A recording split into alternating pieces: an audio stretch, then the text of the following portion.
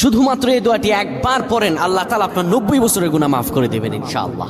আপনার 90 বছরের গুনাহ মাফ হয়ে যাবে যদি মাত্র এই দোয়াটি যদি একবার পড়তে পারেন। আপনার ভাগ্য খুলে যাবে, রিজিকে বরকত আসবে, মনের ন্যাক আশা পূরণ হবে, আল্লাহ আপনার সব দোয়া কবুল করে দিবেন। সুবহানাল্লাহি ওয়া বিহামদি। এত ফজিলত এই দোয়াটা আপনারা শেয়ার করে দিবেন। এই যুবকেরা, আমল না করেও সওয়াব পাবা। তোমার একটি শেয়ারে, একটা বাটনে প্রেস করে তুমি সওয়াব পেয়ে যাবা। কারণ তুমি আমল না করো, অন্য কেউ যদি তোমার শেয়ারের বদৌলতে আমল করে সওয়াব তুমি পেয়ে যাবা। নবীজির হাদিস।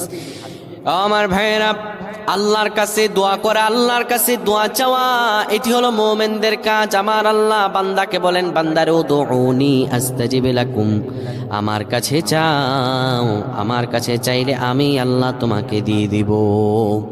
কেউ যদি একবারে দোয়াটি পড়তে পারে, দোয়াটি হলো রব্বি ইন্নী যালামতু নাফসি ফাগফিরলি।